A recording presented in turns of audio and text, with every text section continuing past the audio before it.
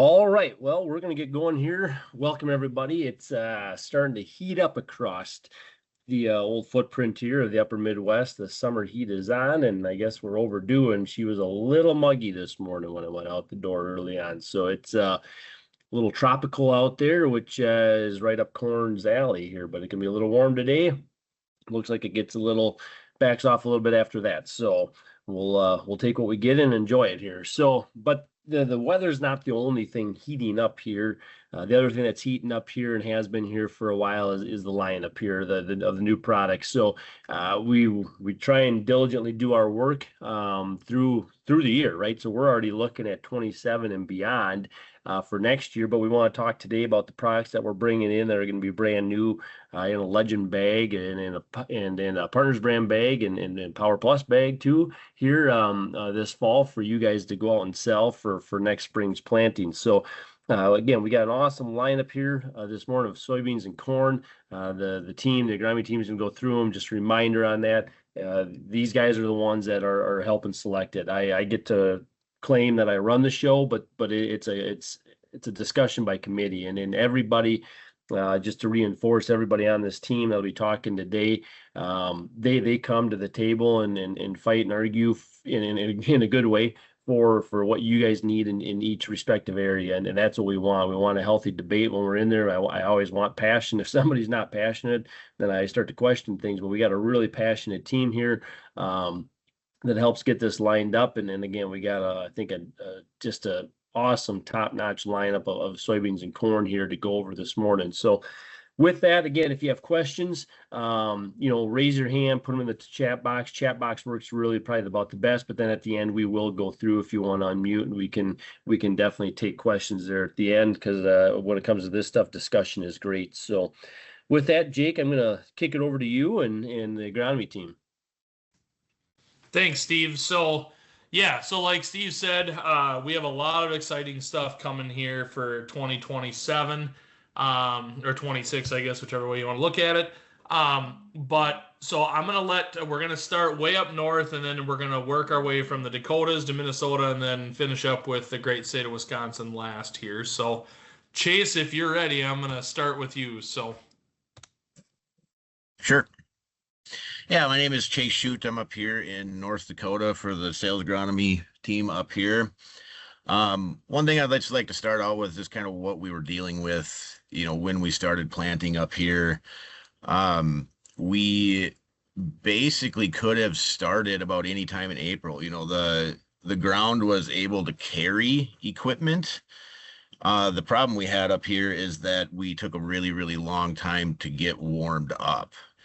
So, planting started in, towards the end of April there. Some, seeds started going in the ground, but our soils were fairly cold for a long time. So it took a little bit of time for that seed to germinate and actually get emerged out of the ground. So there was a little bit of nervousness right away if you were in really early on that. The stuff that was planted a little bit later, like into May or into that, first 10 days in May, that stuff, that seed did come up fairly quickly. And since then, we've had the normal North Dakota winters. They're springtime here. I mean, we were warm for a few days, and then we kind of got cooled off again, and then we've kind of been cool since for the most part. I look out my window today, and it's overcast and foggy and a little bit muggy and kind of misting. So, I mean, we're starting to get that heat. I know we're supposed to warm up here now going into the next couple weeks. So I really think should kind of take off here a little bit too. But, that's just a quick snapshot of kind of what we were dealing with here, as we got the seed going into the ground in North Dakota. Some of the products I'd like to highlight here, I'd go into like 97, 93 is a product that we had for experimental numbers here a year ago, maybe a year before that too. That one, I really like the looks of that one, when it was in those early plots as well. I like the roots on it. I like the defensive traits it seems to have, and just the overall stress tolerance on it really seems to stand out on that. And this year, it's kind of holding true to that. I had I had that one in early in a couple areas, and then it was in kind of a little bit later too, and it seems to be very, very consistent on how it's looking today. Like I said again on that, I like the root structure on that, and that one, time will tell on that here a little bit as we get going, but I like how that looks. And that leads me right into the 97, 94. If we can get these two products paired up on farms that are in this maturity range, we are going to have a successful year with these hybrids. This one is a little bit slower coming out of the ground, I would say, but as it came through evenly and it came through consistently. And this one also in an area where there has been a little bit more stress. This one, I believe, is having a little bit more defensive traits than I gave it credit for last year even. But as this has come through, as this is moving along in its life cycle here, these two products just they seem to work really, really well in tandem. So moving forward, these two products are going to be a strong little section in this early 90 or mid 90 day range that we need to be looking to get paired up on farms. So those are kind of the two corn hybrids. And then, let's move into the soybeans here. These are two new Extend Flex hybrids that we have coming out. The O2 Extend Flex here, the thing that stands out to me on this all the time is that taproot on it. And on that picture there, like that I tore a little bit of that taproot off too when I was trying to get it out, but that taproot seems to just keep going down and down and down on this one. So the root system on this one is going to help with these early stress days. And I've seen this, I just looked at this here at the end of last week. It was in a really hot IDC area. And this one is handling IDC exactly kind of how we were told it was supposed to. It kind of flashed just a little bit, but it really seems to be hanging on and being able to fight through that. So this one was the one thing I would say that kind of caught my eye on this too, is that this was a little bit slower out of the ground. This one took some time to get going, but it was even and consistent when it did come out. But this one did take a little bit of time. And we go into that 04. So this one, very consistent, little slow out of the ground, but basically any soybean up in North Dakota this year seemed like it was a little slower out of the ground just because of those issues that I kind of talked about with weather conditions. This is going to be one of our most consistent beans going out into the field, in my opinion, from what I've seen so far. It can handle basically any soil types that I've seen it on so far. And this was also kind of in an area of a little bit higher IDC or hotter IDC areas, and it seemed to be handling that better than I expected it to. So these are just kind of two of those highlights I would look to in that early Extend Flex range, that these could be big plays for us. And I just kind of got honorable mentions down there at the bottom. Those are new and list soybeans on a little bit of the later day there. Kind of the same thing on there. We're getting better looks at that. I just want to put those on there. But those are kind of the highlights I had up here in North Dakota, Jake. Perfect. Thanks, Chase. So next I am going to shift to Tyler. Good morning, everybody. So I'm Tyler Price. I'm agronomist for South Dakota, kind of Nebraska, the more western part. We'll start with the conditions in South Dakota. We started early because the ground was perfect to go on. It was a little bit chilly.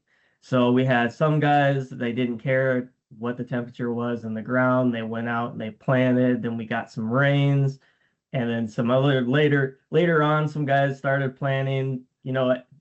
At the end of the day, it all looked pretty good. The real early stuff had a few issues. We kind of expected that. So, like I said, we started really early, but man, it sure did drag out. And especially from northern South Dakota all the way into Nebraska, what a difference there it was this year. Just completely crazy how different it was. But yeah, the planting was early, but it drug out. We had a roller coaster of a year, kind of like what I mentioned. We were dry to begin with. Planting started really good, and we were warm, and then all of a sudden we went wet, we went cold, and then we warmed up for a couple days, and then we went back to being wet and cold. So it was really roller coaster this year, up and down. And it was kind of fun to see because you actually got to see some different hybrids actually react to that too.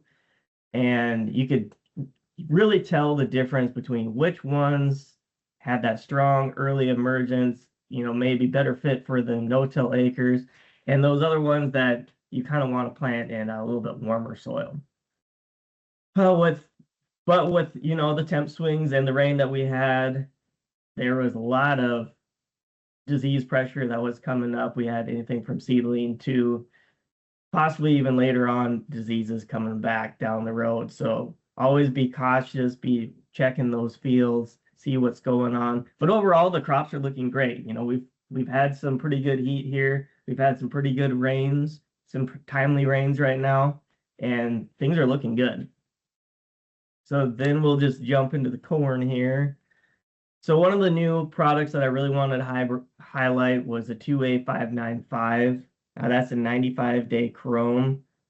That thing took me by surprise. It ran right out of the ground. It didn't care what the temperature was. When we planted this test plot, the picture that I have up there, the ground temperature was 42 degrees. Yes, the sun was shining and it was fit, but it was 42 degrees and it shot right out of the ground.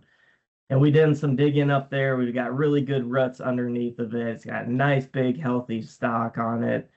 But the funny thing to me was it kind of looks more like a corn states hybrid. The leaves are a little bit narrower and more upright. So I thought that was kind of fun to see. But man, that corn is looking good. I think it's really going to work for us in eastern South Dakota where we need that little bit of rootworm protection. And then the 9601, this corn is kind of the MVP out here.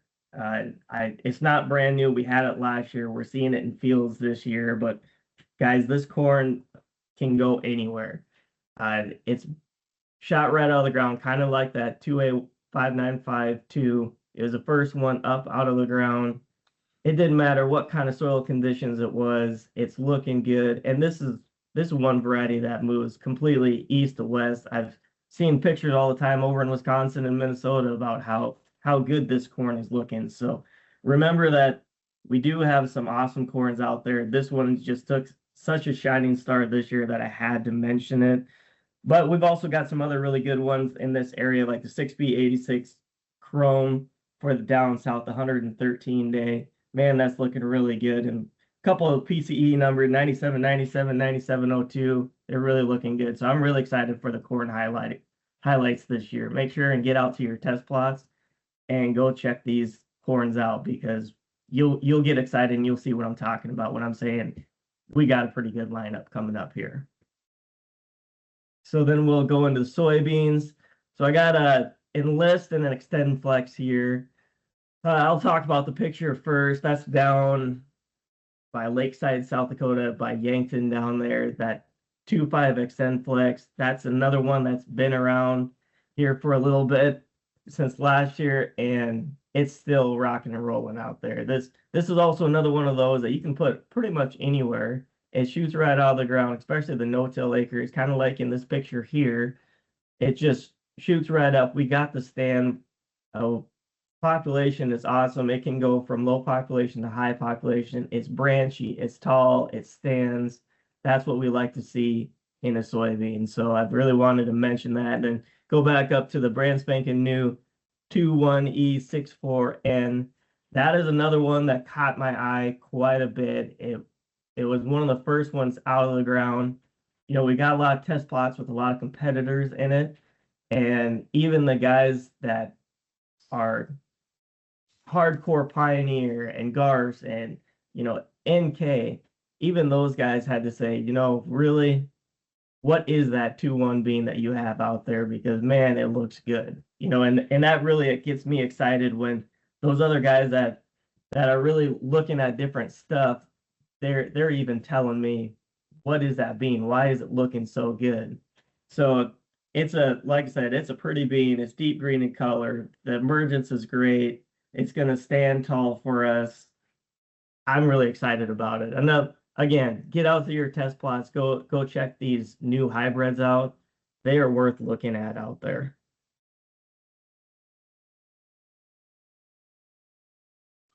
Perfect. I'm gonna roll over to Daniel in Minnesota. Good morning, everybody. Dan Olson here, Sales Agronomist from Minnesota, like Jake said. Just a little quick rundown of sort of our planting season this year for Minnesota. This doesn't sound like a broken record, but yeah, so we got in early soil conditions. Your seed beds was beautiful. It was cool, but we got a lot in as we moved to southern Minnesota, southwest, and then we got the rest in as we kept going here. But a lot of corn and soybeans went in the ground early in some cooler conditions. But with that, then we did get some rain. The slow it down and because it was a little dry in our planting time, but we got some rain to really get this stuff going. It was cooler still, and we were all sitting there putting plots in and stuff with our sweatshirts on, jackets, and it's like, man, is it ever going to heat up? And then our heat did come. So, yes, heat came. We had some very, very warm temperatures. This crop really took off, got going. Luckily, it did, we'll say, cool off and got a little more comfortable. So it gave those crops a little bit chance to just grow normally instead of so rapidly. But yeah, overall, corn in the areas are looking great. They have good stands in the most part. Just recently, in the last like 2-3 weeks, and I think Jake mentioned it earlier, some of these beans in Minnesota are definitely, let's just say they're looking ugly out there. But we're seeing that IDC flash out there. And then, we're out there trying to get those weeds. So we're stressing them things out with our spray. But yes, beans are struggling in some areas, but are looking very good. So that's just a quick rundown before we move to the next slide and I talk a few products. So going to highlight a couple new ones here. I'm going to sort of start off with, as Stephen was talking earlier, we're out there looking at these experimentals, and these were two that really caught my eye last year. So these are both new this year. And let's just say they didn't disappoint when I'm going out there looking at it. So one thing when I do pull up to a plot just to evaluate, I sort of take an overall look, see what's standing out, what catches your eyes, good or bad. And the 9700, this is that one that, and there's a bunch of them, but this one just popped every time I went to a plot. So this is a 100-day power core. So this one just stood out. You drove up, you knew exactly where it was. You could find it pretty quick. This thing jumped out of the ground. This is going to be a great product for Minnesota and other places, but I'm talking Minnesota at the moment. But just jumped out of the ground. There's a picture off to the left, and of course, pictures will not do it justice for what you're seeing out there live. So like Tyler was saying, jump on your plots if you got them out there. If you're a customer, talk to your dealer. This thing popped. As I look at that picture to the left, this thing was darn near a foot taller than the next thing right next to it, probably a collar head. So it got a great start and it's getting going. So, so with this one, I definitely think we'll keep the populations a little higher. It likes that. It is a little taller plant. But the thing with that is that it's not putting its ear super high. It's really more that moderate and a really nice consistent ear placement out there we saw from last year. And this one, even though it is a 100-day, we can push this one into southern Minnesota to run against some of the fuller maturities out there. So very exciting product. I'm excited for this one. So keep an eye on this one. Check your plots out. The next one is the 9702. Again, this one had very good emergence. It can move east to west very well. It can handle some multiple soil types. So, as we go across the footprints, you can put it most anywhere. Population wise, that's why it can go east to west very well. It can handle pops. It doesn't need it. It will still yield without, lower populations. But as we push the populations or that higher management area, this is a great fit for that. So keep an eye on this one. And with this, like I said, on the 9700 where it can move south, I mean, this one actually as a 102 day, this moves very well north. So you can push at maybe in some areas that you don't necessarily do 102, but it will handle that. It does dry down quick, flowers, and gets going. So these two are really exciting products. I mean, to pair up with some of the stuff that we brought out the last couple of years, like the 96, 98, looks awesome out there. The 9601, like Tyler was saying, and even the 97, 98. So there's a great lineup in that, whatever mid maturity for Minnesota here.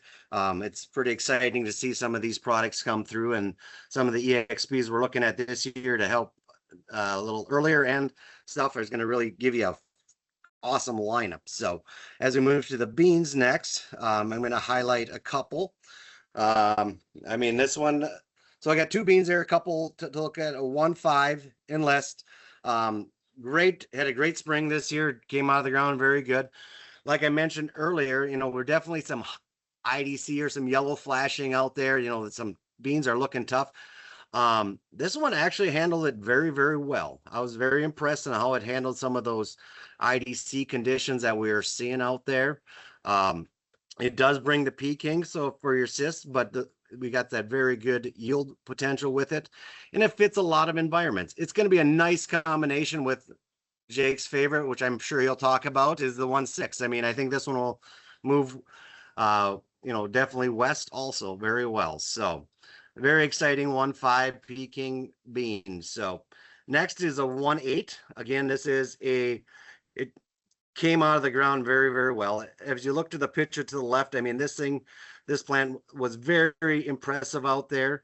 It's tough to see the picture, but I mean, on both sides, or one side of it for sure, there, it definitely was a little stressed, the other variety, and this thing just went right through it. Got big, big healthy leaves, just looking good. So, I mean, this thing's going to move pretty much anywhere, east to west. I mean, I'm going to push this to southern Minnesota, probably into northern Iowa. It can handle those yield environments. So a couple great, soybean varieties, to pair with the 1.6 and 1.9 that we have in this maturity zone. So those are, a couple new soybeans to keep an eye on as you look into your plot. So pretty exciting to see what's coming down the road. Perfect. Thanks, Dan.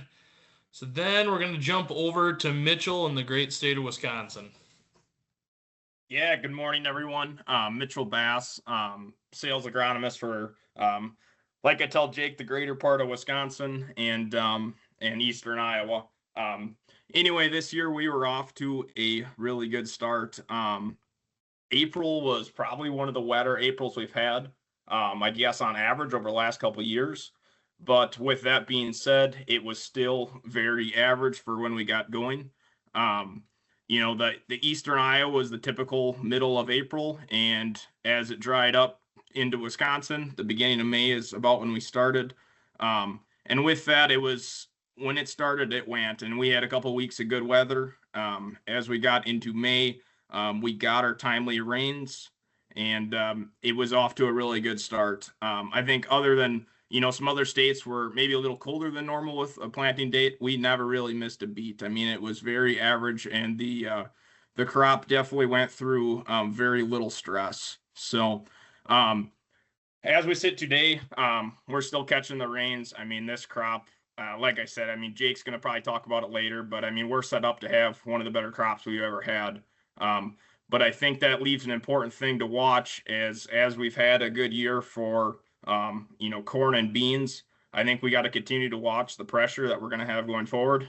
Typically, high yielding years are, good years to have plenty of disease pressure as well. So I think it's important to be, talking to your, agronomists, talking to your account managers, I mean, walking fields, and just staying ahead of things, because like I said, I mean, this crop is excellent right now, but we have to continue to stay on top of it and protect what we have going. And then another thing, just going forward here too, I mean, weeds seem to get worse every year. But with just, I know there's plenty of applications that are going out right now just something to watch. I mean, watch this weather. It's hot right now. I mean, we got to make sure that when we're out in those fields making passes that we're not doing more harm than good. And even if it's, looking into adding some sort of like stress mitigator or something like that in your second pass, like a Fortress or Fortress Plus, just staying on top of that because we got to protect what we got going for us right now. So here's a couple of corn highlights. These are kind of like two of my favorites, and pretty excited for where they're going to be in the lineup for next year. But the first one's PB 9798 SSP. So this is a new 98-day Smart Stack Pro. We do have some fields of it this year. We kind of had a short, little limited launch, but we were able to get it out a little more widespread than maybe just in some plots, and it's looking very good. To me, when I go out in the plots, it was one of those that was the more consistent. It was never, early out of the ground, it was never the tallest one, but it was one of the most even ones every single time. And so, I mean, that just goes to show the early vigor.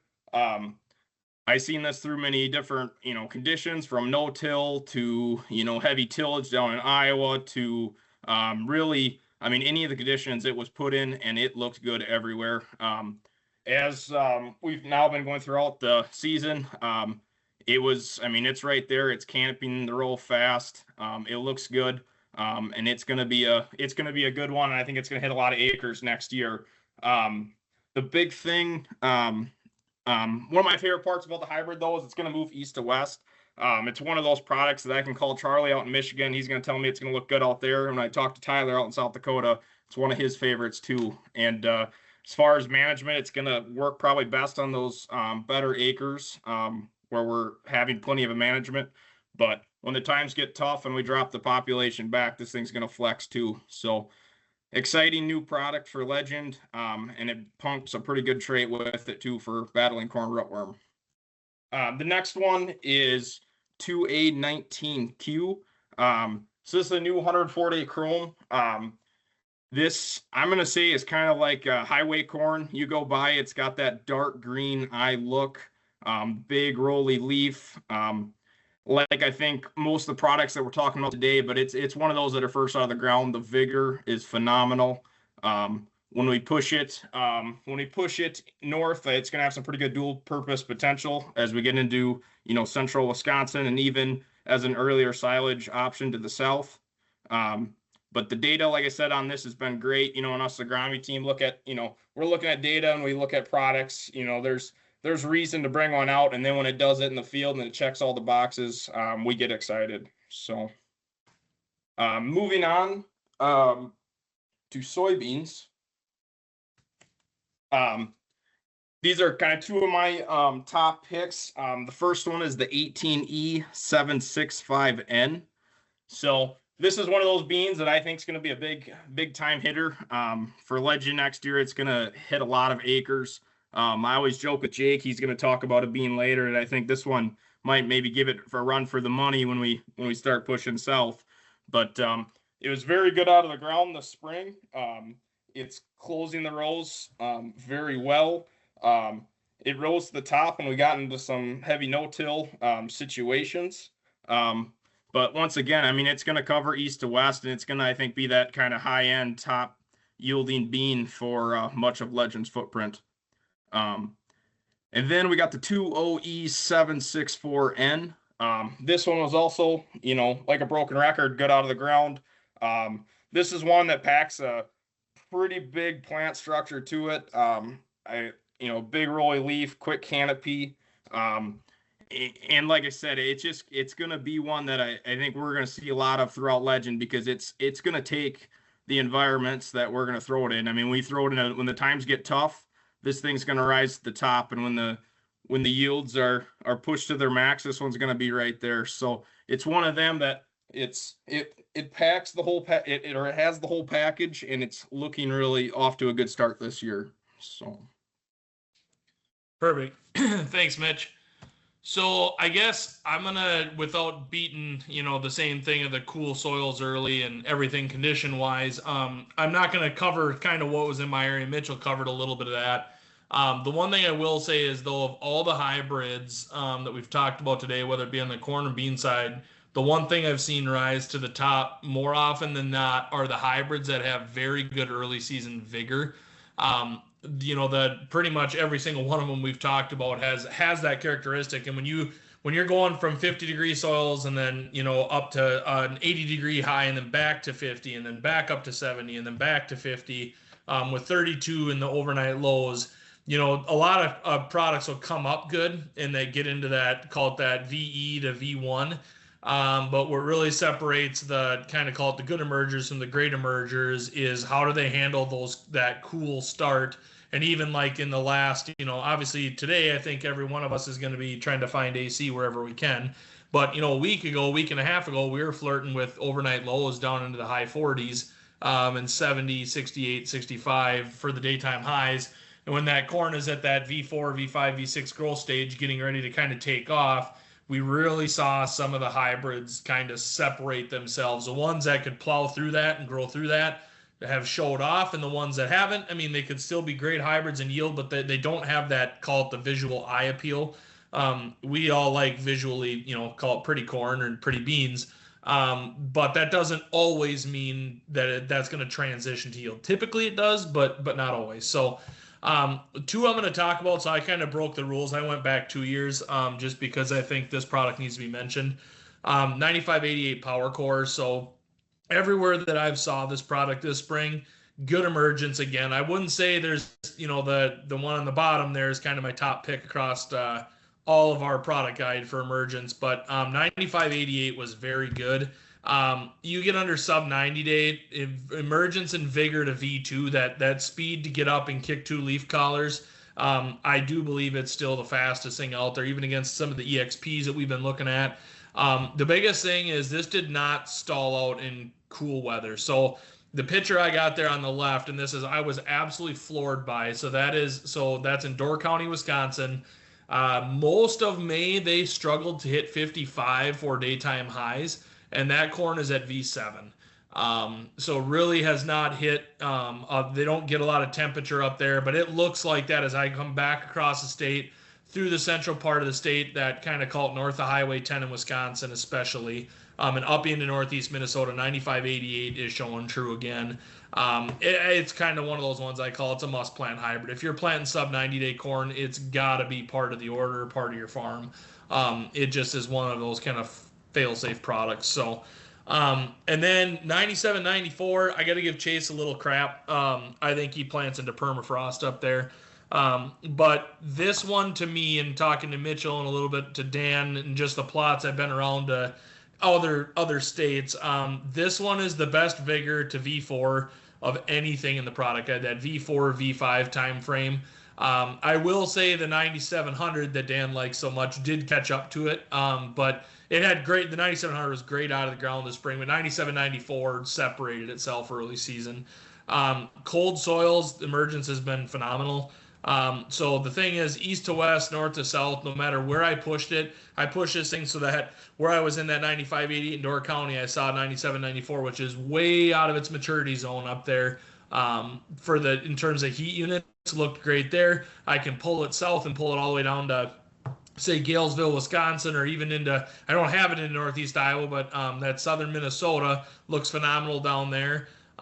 It really hasn't missed a beat for me. So the biggest thing is, Dan talked about a little bit, this one has consistently been 1 leaf collar ahead in all the plots. It did the same thing last year, and it's an early flower, and it tassels actually quite early for even a 94 day. We could have maybe cheated it up to a 95, but that flower timing and setting up that for a longer grain fill window is kind of key for this one.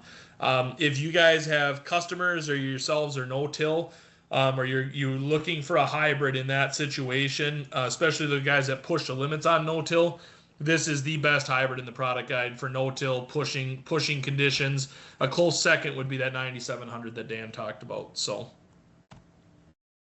all right, and everybody is rolling their eyes in legend land when they see this slide, but I got to talk about it. So, and that's a joke at the top, obviously, that a lot of our beans also matter. We have a great bean lineup. But this is one that, it's not brand new, but for the volume of sales that we have and how good it looks out in the country from east to west, it's one that I call it, if you want to call it an honorable mention, but I had to talk about it. So The thing is that's jumping out to me this year and why I think this thing's going to have a monster year. It's never a pretty bean early season until this year. So every year I've always gotten calls of, oh, my 16Es, they look kind of yellow. They're small. They don't look very good. I haven't had a single phone call like that this year. And like we mentioned before, there's a lot of areas that have some rough looking beans, whether it was from crusting and emergence or just, disease issues or herbicide or IDC, those kind of things. This one really is not struggling this year in those conditions. So it's filling 30-inch rows fast. I've seen a couple pictures from customers that have got this on 30-inch rows in the state of Wisconsin. They're almost canopied. They will be, give it by midweek, they will be canopied already in a 30-inch row. So like I said, doesn't have the eye appeal. And I give Tyler some crap. So Tyler told me the other day that the 1.5s they looked way better than the 1.6s, side by side. And I said, you got to count the nodes.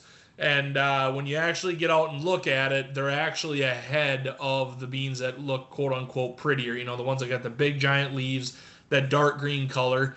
So in a lot of areas, like you might have 7 or 8 nodes on the 1.5 or the 1.8 or something else. And this one is consistently coming in about a node ahead. So I got a lot of calls that this was the first bean to flower. As guys, we're out scouting plots, looking at fields in southern Minnesota and Wisconsin. I got calls. The earliest I had it flowering was June 14th. And that was not an overly early planting date. So, those flowers by now are pollinated and we're already going to be, plowing to get to that R2, R3 growth stage a little sooner. That can be a little problem on the herbicide side of things. But that also is how you build big yield. Finally, when we got a burst of heat coming and we're going to have plenty of moisture here, the odds of those early flowers aborting is slim to none. So, I call this thing the MVP. It fits a lot of environments in the Legend footprint. It's one that of all the beans we talked about today, they're all awesome options, but this is the one to build around and pair all of those new varieties with. So just know that when you're selling a Legend bean or in the impact lineup on the E3 side, that you've got a 1-2 punch no matter what you grab and what you pair with anything. So thanks everybody for logging on. Just know that we're keeping an eye on this stuff for you, and I'm sure we'll have another one of these update calls here later on this summer.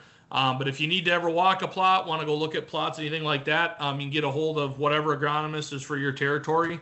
You can get our contacts off the website. Or if you have our phone numbers, call, text, email anytime. That's what we're here for. We love walking corn instead of sitting in the office. So that's our favorite part of our job. So I guess if there's no other questions, this ends the call. Thanks, everybody.